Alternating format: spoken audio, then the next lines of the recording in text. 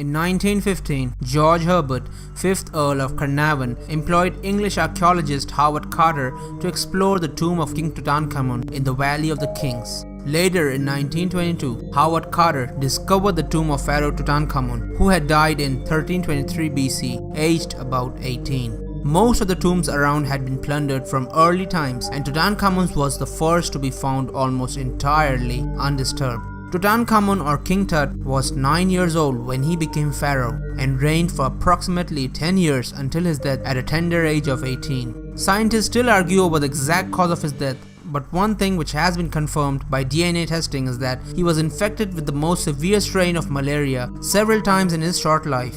Tutankhamun apparently had a fracture in his left thigh bone, and the malaria had weakened his immune system and interfered with the healing of his foot, both of which ultimately led to his death. Engraved on the exterior of King Tutankhamun's tomb is a warning: "Death shall come on swift wings to him who disturbs the peace of the king." The discovery of the pharaoh's tomb created a worldwide press sensation, and stories spread about a curse on anyone who dared to break into a pharaoh's tomb. It was widely claimed that many people associated with the opening of the tomb soon fell victim to the curse, dying under mysterious circumstances. A few months after the tomb's opening, tragedy struck. Lord Carnarvon was taken ill and rushed to Cairo. He died a few days later. The exact cause of his death was not known, but it seemed to be from an infection started by an insect bite. Legend has it that when he died, there was a short power failure and all the lights throughout Cairo went out. His son reported that back on his estate in England, his favorite dog howled and suddenly dropped dead. Even more strange, when the mummy of Tutankhamun was unwrapped in 1925, it supposedly was found to have a wound on the left cheek in the same exact position as the insect bite on Carnarvon that led to his death. The media in 1920s found plenty of evidence that something was punishing the excavators of the most perfect ancient Egyptian burial chamber ever found.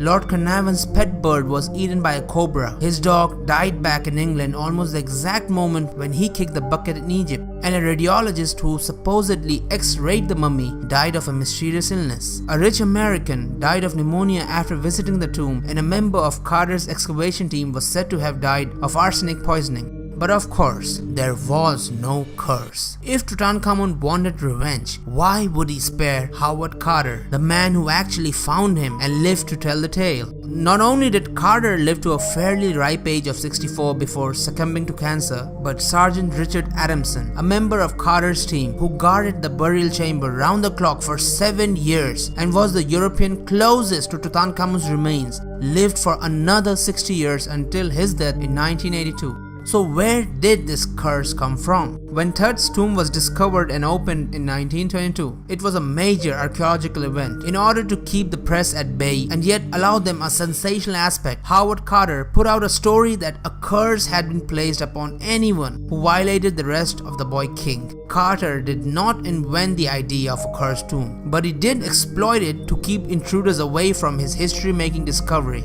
In fact, the tombs of all royalty, not just Tutankhamun's, were said to have the exact same curse and had been opened with no resulting evil effects. Howard Carter was far from alone in making an effort to scare away potential grave robbers with the threat of supernatural wrath. But it worked. Nearly a century after Tut's tomb was opened, many people still believe in the curse of King Tutankhamun. So what do you guys think? Was it actually some kind of ancient Egyptian curse which led to these eerily timed coincidental deaths? Or was it maybe some kind of fungal infection which lowered the immunity of the explorers, which led to their deaths later on? Let me know what you guys think in the comment section down below. And with that said, I'll take my leave and I'll meet you guys in the next video.